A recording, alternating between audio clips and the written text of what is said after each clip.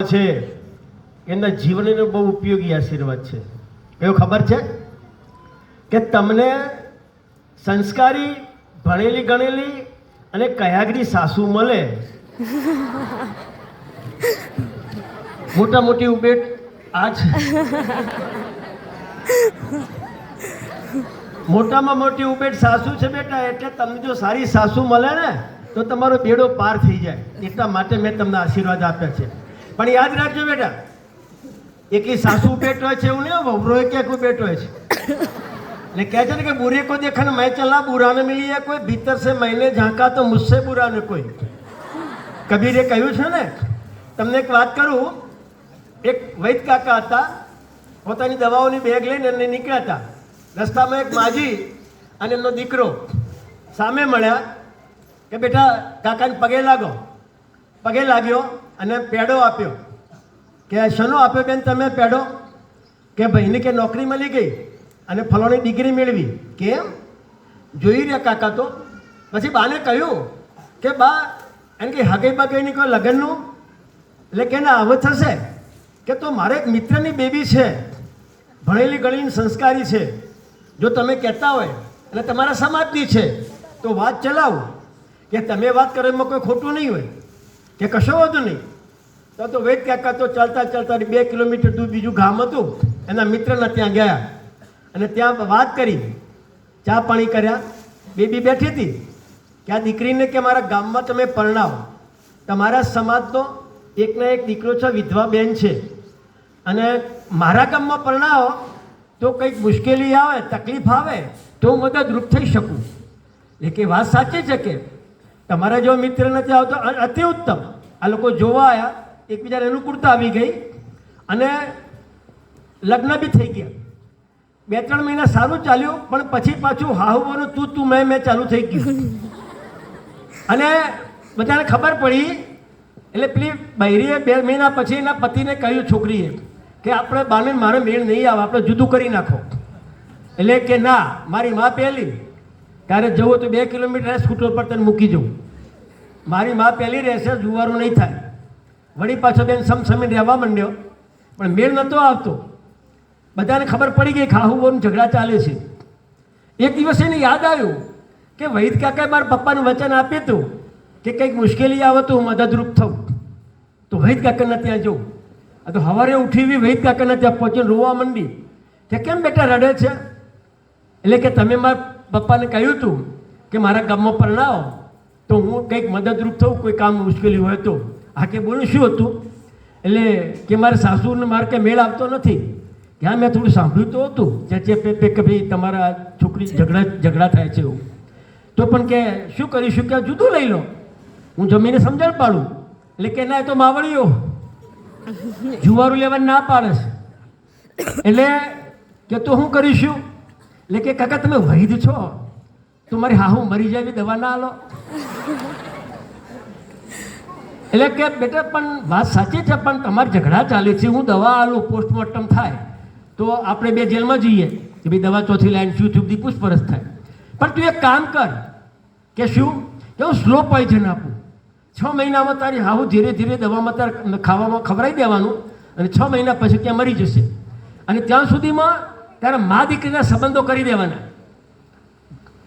એને મા તરીકે જ રાખવાની. લોકોને એવું ખબર પડવી જોઈએ કે ઝઘડા બંધ થઈ ગયા છે એવું. અને પછી મરી જાય તો તારી મારી કોઈ ચિંતા રહે નહીં. એટલે કે એમ તો કે હું હોશિયાર છું, કે ભણેલી ગણેલી છું. અને ભણેલી ગણેલી કહેવાય? હા, હું મારવા નીકળી છે. આ તો પડીકો લઈને આવ્યો, હા હું પગે લાગ્યા કે ઓહો શું કડકો આલ્યો પાછો અમને, ક્યાંક કદી નહીં પગે લાગ્યો છે. એટલે કે બા વૈદ કાકા મને શીખવણ આપી કે સાસુને મા તરીકે રાખવી પડે, આમ છે તેમ છે, પગે લાગવું પડે. એટલે સૌથી સારું બા શીરો બનાવું. કે બનાવો, તમારું ઘર છે, મને હું હતો. અને શીરો બનાવો તો મેં ભેળવીને ખવડાવવાનું. એટલે શીરો બનાવ્યો. બા મહાદેવ બાજુ ગયો, અડધો ભાગ કાઢી લીધો ને અડધો રાખ્યો ડોશીમાં ઓલે. એમ કરતાં કરતાં કરતાં કરતાં 5 મહિના સુધી આને દવામાં ખાવામાં ભેળવે છે, ખવડાવી જાય. હવે લોકો વખાણ કરવા માંડ્યા કે તારે હાઉનથી એવું શું કર્યું કે તારો વખાણ કરે કે મને આવતા ભાવમાં બીજી બહુ મળે તો મારા છોકરાને આવી હોવું મળી ગયું. પહેલાં 2-3 મિનિટ ગોડાયો કર્યો, પણ વૈદ કાકા શીખવાડ્યા પછી બહુ ડાહી થઈ ગઈ છે, તારો વખાણ કર્યું છે. એટલે આ વિચારે ચડી ગઈ કે વાત સાચી કે મારો મનીએ 2-3 બીજા માણસે કહ્યું. આ તો રાત્રે એકદમ વિચાર આવ્યો, તે રડવા લાગી કે હાડું 5 મહિના સુધી મેં દવા ખવડાવી છે, મારે હાહુત ક્યાં મરી જશે, હવે હું શું કરું? મને વ્યવહારમાં તો ખબર પડતી નથી.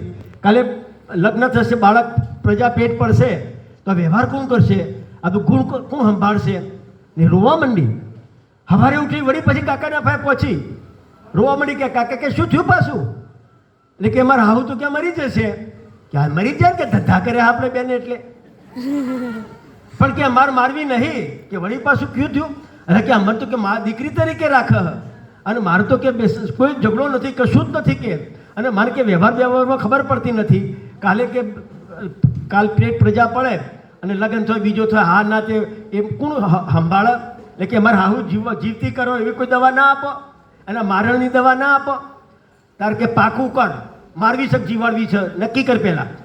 એટલે કે ના મારે જીવાડવી છે કે નક્કી? એટલે કે નક્કી. તો કે બેટા જો અમે વૈદ છીએ, મારવાની દવા ના આપીએ. તારે આહુના મોઢા પર જોજે લાલ ટોમેટા જેવી થઈ છે. અમે વિટામિનની દવા આપી હતી, પણ તું તારી સાસુવારે સંબંધો સુધારી લે એટલે તને ખબર પડે, એટલા માટે મેં આપી હતી. એટલે બેટા તમને કહું છું, સાસરે જાઓ ત્યારે સાસુ હોય, નણંદ હોય, દિરોણી હોય, જેઠાણી હોય, કોઈ બી હોય, ઉતાવળ નહીં કરવાની. ઉતાવળિયું પગલું કોઈ લેવાનું નહીં, અને શાંતિથી આપ ભલા તો જગ ભલા, તમે સારા તો દુનિયા સારી. એટલે તમને આ વિદાય લેવાના છો, એમને ખાસ બેટા શિખામણ આપું છું કે આવું કદી નહીં કરતા. એ નરસંગાઓ હજુ મારે આવવાનું છો દિવાળી પછી તમારી જોડે 9, 10, 11 વાળા 1.5 કલાક લેવાનું છે. આ તો ખાલી ટેમ્પરરી આવ્યો છું તમારી જોડે. તમે પણ યાદ રાખજો બેટા, કોઈ પણ કામને નાનું નહીં માનવાનું. અત્યારે હાલતો યુવાન ભૂલથી જો ગ્રેજ્યુએટ કે જો PhD કરી નાખ્યું ને, તેનો પારો આસમાને ચડી જતો હોય છે, આંખો ખપાઈ જતી હોય છે. કેમ? કેમ કે હું કોલેજિયન. તેમને કોલેજિયન થાય એટલે આપણું એઠું નખવાનું. મારા બેટા આપણું એઠું નખે તો જોર મારતા હોય છે. દાદા ખોટી વાત છે મારી? અને ગામમાં કોઈ કારીગર હોય, સુથાર, લુહાર, મોચી, દરજી, નાઈ, એને તું તારીથી વાતો કરે એટલો તો પાવર આવી જાય. એના બાપની ઉંમરનો હોય તો નામ પશાભાઈ હોય તો એ પશાભાઈ આટલું કોમ કરે ના કે એ પસલા આવજે હો આમ કરજે, એટલે તારા બાપની ઉંમરનો છે. આટલો પારો ચડી જતો બેટા ધ્યાન આપજો. કહેશે કે નમંતી ફલાની વૃક્ષા નમંતી ગુણીનો જના શુષ્કમ કાષ્ઠ મૂર્ખ જના ન નમંતી કદાચન. સૂકું લાકડું અને મૂર્ખા લોકો કદી નમતા નથી. એટલે આપણે ડિગ્રી મેળવીએ તો એવું નહીં સમજવાનું કે આપણે કંઈક મેળવી લીધું છે. અને ઘણા લોકો તો નોકરીની બાબતમાં ના હું તો આ નોકરી ના કરું, ઠોહમાં રહી જાય. અને ભલે બાપ દાદાનો ધંધો સંભાળી લે ને ભાઈ, પણ ના, બાપ દાદાનો ધંધા હોવાનો ભાઈની એની ડિગ્રીની પોઝિશનને પંચર લાગે, એટલે એ નહીં કરતા. અરે હું તો કહું છું નોકરી ના મળે ત્યાં સુધી કાપડની, વાસણની, કરિયાણાની, ચોકસીની કોઈ બી દુકાનમાં જા, બે જવા જે પગાર આપો અમારે શીખવું છે, મને નોકરી ના મળે ત્યાં સુધી. પણ ના, એમને નથી ગમતું, કાંઈ નાનું પડે છે, અને એમાં 35 વર્ષના ઢોઢા જેવા થઈ જાય, પછી કોઈ નોકરી હાલે, પછી શિક્ષણને ગાળો બોલે, કોના કરતા ન ભણ્યો હોય તો એ સારું. ડોહા કહે છે કે ભણ્યામ કોઈનું ભલું થતું નથી. એટલે શિક્ષણને ચો ગાળો બોલે, તારામાં ભલી વાર નથી. કોઈ પણ કામને નાનું નહીં માનવાનું બેટા, ધ્યાન આપો. અમેરિકામાં એક છોકરો ગરીબ હતો, મોટો એન્જિનિયર બને છે, લોકો ભણાવે, પોડરસ્ક નામનું સંગીતકાર એને ભણાવે છે, એની ફી ભરે છે, અને મોટો એન્જિનિયર બને છે. એને પરિસ્થિતિ બહુ હેન્ડ ટુ માઉથ ખાવા માટે નહોતું. તો એક દિવસે જાહેરાત વાંચી કે ફલાણી કંપનીમાં 4 એન્જિનિયરો લેવાના છે. આ તો ફાઇલ લઈને પહોંચી ગયો, લાઇનમાં ઊભો રહ્યો, 20-25 જણા ઊભા હતા. આગળમાં 15-16માંથી એમને 4 એન્જિનિયર અમને મળી ગયા. એટલે પેલા ભાઈએ કહ્યું ભાઈ અમને લાયક ઉમેદવારો મળી ગયા છે, હવે તમે ઘેર જઈ શકો છો. એટલે પેલો નારાજ થઈ ગયો. પેલા પટ્ટાવાળા બે એને કહ્યું સેવકને કે ભાઈ મારે સાહેબને મળવું છે, કે બેસો. બેઠો, અડધા-પોણા કલાક પછી સાહેબે અંદર બોલાવ્યો કે બોલો ભાઈ. એ કે સાહેબ હું એન્જિનિયર છું, આ ફાઇલ લઈને આવ્યો છું, પણ કે તમારે જરૂર પૂરતા જે માણસો હતા એ તમે રાખી લીધા છે, એટલે મારે હવે બીજું તો શું કહું, પણ મને નાની નોકરી આપો. પેલા એકબીજાને સામું જોવા માંડ્યા કે તમે આવડા મોટા એન્જિનિયર છો, અમારી જોડે ક્લાર્કની જગ્યા છે, પણ અમારે તમને ઓફર ના કરાય. એટલે કે ના સાહેબ, મને ટાઈપ આવડે છે કે હું ક્લાર્કની નોકરી કરવા તૈયાર છું. એટલે કે તમારો આટલો બધો આગ્રહ છે, તમારી પરિસ્થિતિ એવી હોય તો સારું, ભાઈ ઓર્ડર ટાઈપ કરીને આપી દીધો. આ તો ખુશ થઈ ગયો. અને એ કંપનીની અંદર એટલું સુંદર કામ કર્યું. પછી તો પોતાનું તો કરે જ, પણ બીજા એમના ઓફિસરો હતા, એમના પત્રો પણ ટાઈપ કરવા માટે ઘેર લઈ જાય. કંપની અને ઘેર કોમ્પ્યુટર આપ્યું, બોલો ટાઈપ મશીન, સોરી. અને એમાં એ કરે, બધાનો પ્રિય થઈ ગયો. બધાને એટલો વાલો લાગવા લાગ્યો કે આ તો બહુ ઉપયોગી છોકરો છે. અને પછી 2-3 વર્ષ પછી જે મેઇન એન્જિનિયરની જગ્યાથી નિવૃત્તિ, જેમ સાહેબ બંને નિવૃત્ત થયા ને, સેવકભાઈ બંને એમ નિવૃત્ત થઈ ગયા, તો એ જગ્યા ઉપર એને બેસાડી દીધો કે આપણે નવી જાહેરાત આપવી નથી, આપણા છોકરો છે. તો એનો પગાર 5 ગણો વધી ગયો. તો પણ એને ક્લાર્કની નોકરીમાં જે પગાર મળતો હતો એમાં જ ગુજારો કરવા લાગ્યો. અને બચત કરીને એ જ કંપનીના એને શેર લીધા. કોઈ માલિક થઈ ગયો કે ના થઈ ગયો? કંપનીનો માલિક થયો કે નહીં? તો કંપનીનો શેર હોલ્ડર બની ગયો. 3 વર્ષ પછી ચૂંટણી આવી તો બધા એને ઊભો રાખવાનું કહ્યું કે તું ઊભો રહે. અને એ જીતી ગયો, ડિરેક્ટર થઈ ગયો. બીજા 3 વર્ષ પછી ફરીથી જીત્યો, મેનેજિંગ ડિરેક્ટર, અને છેલ્લે ચેરમેન બને છે. અરે ચેરમેન નહીં બેટા, અમેરિકાનો રાષ્ટ્રપતિ બને છે. હર્બર્ટ હુવર એનું નામ. તમારી જોડે મોબાઈલ હોય તો એમાં જોઈ લેજો, અમેરિકન રાષ્ટ્રપતિનું નામ કાઢો. 1929-30માં એ અમેરિકાનો રાષ્ટ્રપતિ બને છે. હવે જો ઠૂસમાં આપણી માફક રહ્યો હોય તો જો ગધાડા ચારતો હોત. પણ એને કામને નાનું નહીં માને બેટા. એ કોઈ પણ કામને નાનું ન માનો. અને તમને જે કંઈ ધંધો મળે એ સ્વીકારી લેજો 12મા પછી. આ તમને કહેવા માટે આવ્યો છું બેટા. કોઈ વ્યક્તિને નાની નહીં માનતા. એક વાર શિવાજી મહારાજે જાહેરાત કરી કે ભાઈ આપણે 10 વાગ્યા પછી દરવાજા બંધ, એટલે બંધ, ગમે તો ચમરબંધી આવતી, નો એન્ટ્રી. કુદરતે કર્યું 4-6 મહિના પછી શિવાજીને 3-4 સૈનિકો લેટ પડ્યા કે ભાઈ દરવાજો ખોલો. એના શિવાજી મહારાજનો હુકમ છે, દરવાજો નહીં ખોલો. કે શિવાજી મહારાજ પોતે છે કે તો કે બિલકુલ નહીં ખુલ્લો. કે જેને હુકમ કર્યો છે પાલન એને કરવું પડે પહેલું. એટલે શિવાજી મહારાજ કે ના બરાબર છે, કે ચિંતા ના કરો. પછી તો એનું સન્માન કરવામાં આવે છે કે જે આટલો વિશ્વાસુ વફાદાર માણસ છે એનું સન્માન થવું જોઈએ. એટલે પણ ઉપર નજર કરી તો ટેકરા ઉપર પ્રકાશ દેખાયો. ઉપર ગયા એક માજી, એક મશાલ બળતી હતી ઝૂંપડીમાં. માજી બેઠા હતા કે બા અમે સૈનિકો છીએ, કોઈ જમવાની વ્યવસ્થા થશે? એટલે કે બેટા ખીચડી છે, ચાલશે? એટલે કે ચાલશે. બાએ ખીચડી બનાવી અને પેલો જાડનો પાન, એ તો થાળીઓ નથી એ વખતે, જાડનો પાન સાફ કરી અને બધા ખીચડી ખાવા માટે બેઠા. બા બેઠા જોઈ રહ્યો હતો. શિવાજી ખીચડી ખાતા ખાતા એકદમ દાઝ્યા. એટલે બા કે અલ્યા તું તારો દેખાવ શિવાજી, એ શિવાજીને ઓળખતા ન હતા કે આમાં કોઈ શિવાજી છે એવું. કે ભાઈ તું દેખાવે શિવા જેવો લાગે છે અને તારું વર્તન શિવા જેવું જ છે. કે કેમ બા? એટલે કે શિવો માળો તો કહેજો કે મોગલ સામ્રાજ્ય સામે લડવું હોય ને તો વચ્ચેના મોટા કિલ્લા ઉપર ના કૂદી પડાય, આજુબાજુના નાના કિલ્લા સર કરવા પડે, પછી જ વિજય મળે. એમ તું બી ખીચડી ખાવી હોય ને તો આજુબાજુથી ફેણીને ખાવું પડે, વચ્ચેથી લૂંદો ના ભરાય. તે વચ્ચેથી લૂંદો ભર્યો ને એટલે તું દાઝ્યો. એટલે તારું વર્તન શિવાજી એવું છે. શિવાજીએ આમ જોયું, અજ્ઞાન છે પણ એમની વાતમાં તાકાત છે અને એમની વાતનો અમલ કર્યો. એમને એવું નહીં કે આ ડોશીનું ખબર પડે, એવું નહીં. એમને બાની વાતનો અમલ કર્યો અને નાના નાના કિલ્લા સર કરવાનું કર્યું, ત્યારે એમને રિઝલ્ટ મળ્યું. હવે છેલ્લે મારે તમને જે કહેવાની છે વાતમાં કે તમારી ઈચ્છા શક્તિ બેટા પ્રબળ રાખજો. જો મન હોય તો મળવી જવાય, ઈચ્છા ના હોય તો તમે શું કરવાના છો? અને જો ડર ગયા હો હરખું બોલા કે બરાબર નહીં આવતું અમારે. આમ તમારા બેટા ફિલ્મની વાત આવે એટલે તો ચડી બેઠા હોય. ઘણી બધી વાતો તમારી જોડે કરવાની છે. તો સોક્રેટિસને કોઈએ પૂછ્યું કે તમે આવા મહાન કેવી રીતે છો? તમારી પાસે મસલ્સ પાવર છે એટલે? તમારી પાસે મની પાવર છે એટલે? તમારી પાસે જ્ઞાન અને બુદ્ધિ છે એટલે? કે નહીં? આ બધાની જરૂર ખરી, પણ હું એને ગૌણ માનું છું. તો કે સૌથી મહત્વની જો કોઈ બાબત હોય તો માણસમાં પડેલી ઈચ્છા શક્તિ કેટલી પ્રબળ છે એના ઉપર માણસ પ્રગતિ કરી શકે છે. એટલે તમારી ઈચ્છા જે શક્તિ છે ને એ પ્રબળ રાખજો. હું એક ગરીબ દીકરીની બની ગયેલી તમને વાત કહું. એક છોકરી ગરીબ હતી, ભણવામાં હોશિયાર હતી. ના ના ના ના તો હોશિયાર હતી તો એ છોકરી સવારે લેટ આવે. ના ના ના કોઈ જરૂર નથી, તાસા મજા આવે. લેટ આવે, લેશન પણ ના લાવે. એટલે વર્ગ શિક્ષિકા બેન બગડી કે ભાઈ તને આચાર્ય બેન પાસે લઈ જાઉં.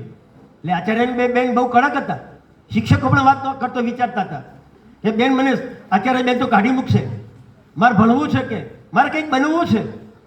એટલે કે નહીં ચાલે. ધજારી લઈ ગયા, આચાર્ય બેને ફરિયાદ કરી કે બેન આ છોકરી આવું કરે છે. આચાર્ય બેન કે સારું તમે જાઓ. બેને દરવાજો બંધ કર્યો. છોકરી તો ટેબલ ઉપર માથું મૂકીને રડતી હતી. એને માથા ઉપર હાથ મૂકીને કહ્યું બેટા તું સવારે વહેલી ઉઠતી હોય તો. વિચારમાં પડી ગઈ જે આચાર્ય બેન હું શિક્ષકો વાત નથી કરી શકતા, એમને મને બેટા કહીને વાત કરી. એનામાં હિંમત આવી કે બેન હું 5 વાગે ઉઠું છું. તો કે લેટ કેમ આવે છે? એટલે કે મારે ગાય છે, ભેંસ છે, વાછડી છે, પાડી છે, એને 4 પોળો કરવો પડે છે, એને દોવા પડે છે, દોઈને ડેરીમાં દૂધ ભરાવવા જઉં છું. અને ત્યાં 2 લાઈનો લાગી હોય છે, ગાયની એનું દૂધ અલગ અલગ ભરવું પડે છે. આવ્યા પછી પાણી ગરમ કરવા મૂકું છું. મમ્મી પપ્પાને ઉઠાડું, એ લોકો બ્રશ કરે ત્યાં સુધીમાં પાણી ગરમ થઈ જાય. પછી પાણી કાઢી આપું છું. એ લોકો નાવા ધોવા માટે જાય ત્યારે હું ચાને રોટલા બનાવું છું. કારણ શિરોમણી કરીને ખેતરમાં જવાનું હોય, કારણ મોડું વહેલું થાય, ભૂખ લાગે એટલે શિરોમણી કરીને ખેતરમાં જવાનું હોય. એ લોકો આવે એટલે એમને ચા નાસ્તો આપી દઉં છું. પછી કે હું નાવા ધોવા જાઉં છું. આવીને હું પણ ચા પાણી નાસ્તો કરી અને કપડાં વાસણ બધું કચરા પોતું કરવું પડે. અને મારું ઘર પણ બેન દૂર છે એટલે આપ તો મોડું થાય છે. બેન કે સારું, પણ કે તું લેશન લાવતી નથી. કે બેન આપણી મોર્નિંગ સ્કૂલ છે, સવારે ઘેર જઈને શું કરે તું? એટલે કે બેન ઘેર 1 વાગે પહોંચું છું. મમ્મી પપ્પા આવ્યા હોય એટલે એમના માટે અમારા માટે દાળ રોટલા શાક કંઈક બનાવવું પડે, રસોઈ બનાવવી પડે. એને રસોઈ બનાવીને જમાડું છું. એ તો જમીન ઢાળો કરે અથવા તો ખેતરમાં જાય. પણ મારે તો કે બેન કચરા પૂતું વાસણ એ બધું કરવાનું લમણે લખેલું જ છે. એ બધું કર્યા પછી લગભગ 2 વાગે હું ચાર્યું અને દાંતેડું લઈ અને ગોધરી જાઉં છું. મારું પોતાનું ખેતર નથી. 4 કલાક સુધી ઘાસ ખોદ કરું ત્યારે 2 પોટલી ઘાસ થાય છે. 2 ટોપા કરીને ઘેર આવું છું.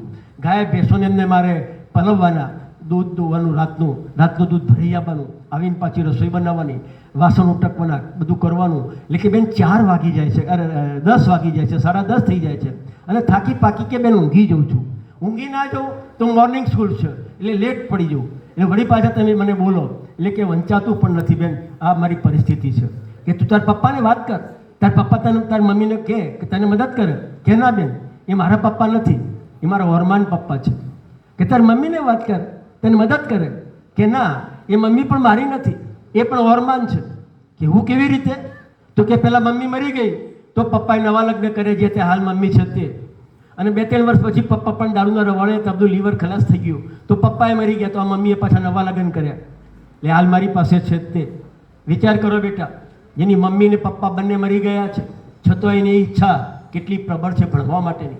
એટલે બેન કે મારે ભણવું છે, મને કાઢી નહીં મૂકતા, મારે કોઈ પણ હિસાબે ભણવું છે. કે મારા સમાજમાં લોકો ભણવામાં બહુ માનતા નથી અને મારી સાસુ પણ કહે છે કે આપણા સમાજમાં કોણ ભણ્યું છે કે તું ભણવા નીકળી છે. પણ બેટા તું ન પાસ થાય 10મામાં તો મારી સ્કૂલનું રિઝલ્ટ બગડે. એટલે મેં તને કેવી રીતે ભણાવીએ? કે ના બેન હું 7મામાં 3 નંબર પાસ થઈને 8મામાં આવી છું. એ વખતે 7મું ચાલતું હતું, 8મું અહીંયા નહોતું ચાલતું. તો 8મામાં આવશું. કેમ? તો તું યાદ કઈ રીતે રાખે છે? યાદ કઈ રીતે રાખા? ધ્યાન આપજો બેટા. એને કહ્યું બેન કે તમે બધા મને ક્લાસમાં ભણાવો છો ને, હું એક ધ્યાનથી ભણું છું. પછી જે પાઠ ચાલી ગયા હોય એ બધા જ પાઠ હું જ્યારે ઘાસ ખોદું છું ને 4 કલાક તો એ વખતે 40-45 મિનિટ એક વિષય ઉપર મનન કરું છું. આજે તમે મને શું શીખવાડ્યું, હિન્દીમાં શું શીખવાડ્યું, ભૂગોળમાં શું શીખવાડ્યું, ઇતિહાસમાં શું શીખવાડ્યું, એક વિષય ઉપર પડી જાય બેટી. એક વિષય ઉપર કે હું મનન કરું છું એટલે કે મને યાદ રહી જાય છે. વિચાર કરો બેટા, ક્લાસમાં ધ્યાન આપીને ભણે છે એટલે સમય નથી એટલે ઘાસ ખોદતી વખતે એ ચિંતન કરે છે, મનન કરે છે. એટલે કે મારે કે 1લો નંબર પાસ થવું છે. શિક્ષિકા બેનને બોલાયા કે બેન આ છોકરી કેમ લેટ આવે છે, કેમ લેશન નથી લાવતી? તમે કોઈને પૂછ્યું ખરું? ખબર નથી પડતી? તમારી જવાબદારી નથી? શિક્ષકો ધ્યાન રાખજો, તમારી જવાબદારી નથી કે આ છોકરીને પૂછી લેવું જોઈએ કે તું લેટ કેમ આવે છે, લેશન કેમ નથી લાવતી? કે ના હવે ખબરદાર જો બોલ્યા છો તો એને ભલે લેટ આવે, લેશન ના લાવે, એને ભણવા દો. અને પછી તો શિક્ષકોએ અને આચાર્ય બધાએ મદદ કરી તો 10મામાં 1લો નંબર પાસ થઈ અને એને એ વખતે પીટીસીની પરીક્ષા અપાઈ, પીટીસીમાં પાસ થઈ તો ગોધરાની બાજુમાં એક નાના ગામમાં શિક્ષિકા તરીકે પ્રાઇમરીમાં નોકરી કરી. આજે સાબરકાંઠાની અંદર સાહેબ એ ગામનું નામ ભૂલી ગયો છું. એ છોકરો એની માસીનો છોકરો મળ્યો તો મને વિસનગર ખબર જેડી સ્કૂલમાં, પણ મારી મગજમાંથી નીકળી ગયું, મારે ગામ શોધવું હતું. અને જીવન ઝરમર પ્રાઇમરી સ્કૂલની આવે છે ને બુક, એમાંથી મેં આખો આ લેખ ઉઠાવ્યો છે. અને એ બેટા દીકરી આજે પોતાના વતનની અંદર આચાર્ય તરીકે પ્રાઇમરી સ્કૂલમાં નોકરી કરે છે અને પોતાના સમાજના લોકોને એ ભણાવે છે.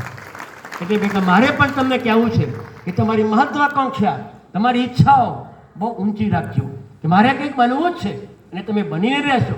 ભણવું એટલું જરૂરી નથી, ધ્યાન આપજો. કહે છે ને કે બ્લેડ धारदार होती है, ब्लेड धारदार होती है लेकिन पेड़ नहीं काट सकती. झाड़ कापी શકે બ્લેડ? ब्लेड धारदार होती है लेकिन पेड़ नहीं काट सकती. कुहाड़ी मजबूत होती है लेकिन बाल नहीं काट सकती. कुहाड़ी मजबूत होती है लेकिन बाल नहीं काट सकती. कुहाड़ी કુહાડીનું કામ કરે, બ્લેડ બ્લેડનું કામ કરે. અને ભણેલા બધા હોશિયાર એવું સમજો છો? અરે અક્કલના બારદોનો છે, તમને કહું ગમત નથી પડતી. તમને કોઈ વિદ્યુત બોર્ડના થોભલા નખેલા એક ગામની અંદર હવા જેવા, એટલે આપણા એક થોભલો રાખ્યો કે નહીં? એટલે કે ના. કે કેમ? કે ઊંચાઈ માપવાની રહી ગઈ છે ને. કે સાહેબ આ બાજુમાં બોર ઉપર છે થોભલો. જી આવીએ અમે 2 જણા. આ કે જોન બાઇક લઈને 2 જણા ગયા તો આગળ આમ ઊભા ઊભા જોતા હતા. એટલે કાકા બિચારા પચવી ભણેલા અભણ નીકળે તો થઈ કે સાહેબ શું કરો? એટલે કે હાળું ઊંચાઈ માપવાની કીધી સાહેબે, સીડી લાવવાની ભૂલી ગયા છીએ. એટલે કાકાએ જોયું તો બોક્સિંગમાં ભરેલો થોભલો નટ બોલ્ટથી. એટલે કાકા તો ટ્રેક્ટરમાં જ્યાં બધી પોનું લાયા, ફાટ ફાટ ફાટ ફાટ બોલ્ટ ખોલી કાઢ્યા. પછી કે સાહેબ આગા જો થોભલો નશો હેઠો. કે સાહેબ મેચે ટેપ લાયા છો? કે હો. કે માપો. કે સાહેબ 16 ફૂટ ચાલ્યો. હું ચારના સીડી કરતા હતા. કે જો તમારા સાહેબને કહી દે કોઈ 16 ફૂટ છો. એટલે પેલું તો અપન જેવું લાગ્યું. કે કાકા તમે અભણશો, સમજણ બંદર પડતી નહીં, અમે એન્જિનિયર છીએ, કે ગમ તો પડતી નહીં. એટલે કે ચમ શું થયું? હવે ધ્યાન આપજો, સમજવાનું આવે છે. એ કે ચમ શું થયું? એટલે કે અમારા સાહેબે એમને ઊંચાઈ માપવાની કીધી, તમે કે લંબાઈ માપી કાઢી.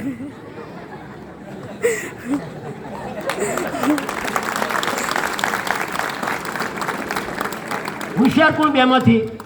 કાકા કે સાહેબો? કાકા હોશિયાર, પેલા સાહેબો ઊંચાઈની લંબાઈમાં ખબર નથી પડતી.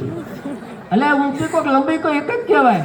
એટલે કહેવાનો મતલબ બેટા હોશિયારમાં બહુ ધ્યાન આપવાનું નહીં, ગભરાઈ નહીં જવાનું, ટેન્શન નહીં લેવાનું. પણ યાદ રાખજો, હોશિયાર વિદ્યાર્થી કરતો આગળ જવું હોય ને તો વિનય, વિવેક, ચારિત્ર, નિષ્ઠા, ઈમાનદારી જાળવી રહેજો ને નિર્વ્યસની રહેજો. તમારા જીવનમાં કોઈ દુઃખ નહીં આવે. એવું તમને છાતી ઠોકીને કહું છું.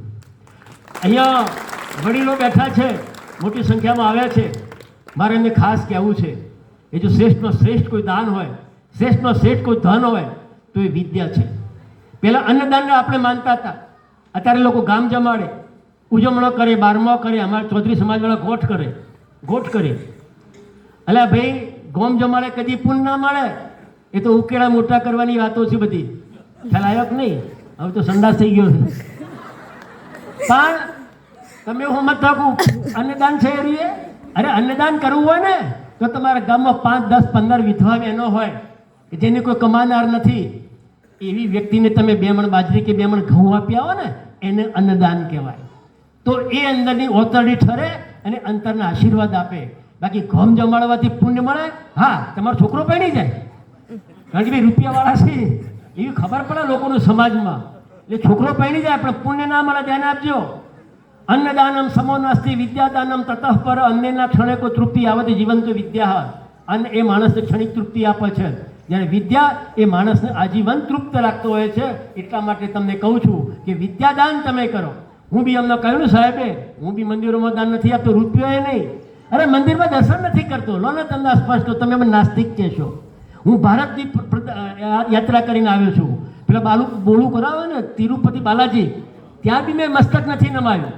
અરે મસ્તક નમાવો તો મા બાપની સામે નમાવો, જે તમારા જનેતા છે, જે આપણને કંઈક આપે છે એની સામે.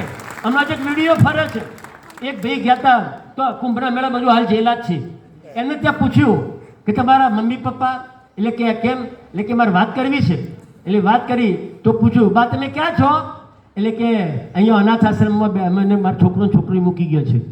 પેલા કહે અનુ ધર્મશાળા છે, કાઢી મેલો છે કે મા બાપને કે તો આશ્રમમાં મૂકીને આવ્યા છે, હવે પુણ્ય કમાવા આવ્યા છો. એટલે પાપ તમે કર્યો, તમારું પાપ ગંગામાં તમારું પાપ ભરી લે. આ તો બન્યું છે ખરું? એટલે વડીલોને કહું છું, શ્રેષ્ઠમાં શ્રેષ્ઠ ધન પણ એ છે કે છે ન ચોર હાર્યમ ન ચરાજ હાર્યમ ન ભાતૃ ભાજ્યમ ન ચ બહારકારી વ્યય કૃતે વર્ધનતે એવમ વિદ્યા ધનમ સર્વ ધનમ પ્રધાનમ. ચોર ચોરી શકતા નથી, ભાઈઓ ભાગ પાડી શકતા નથી, રાજા એનું હરણ કરી શકતો નથી, વજનમાં હલકું, વિદ્યાનું જ્ઞાનનું કોઈ વજન હોઈ શકે ખરું? હે?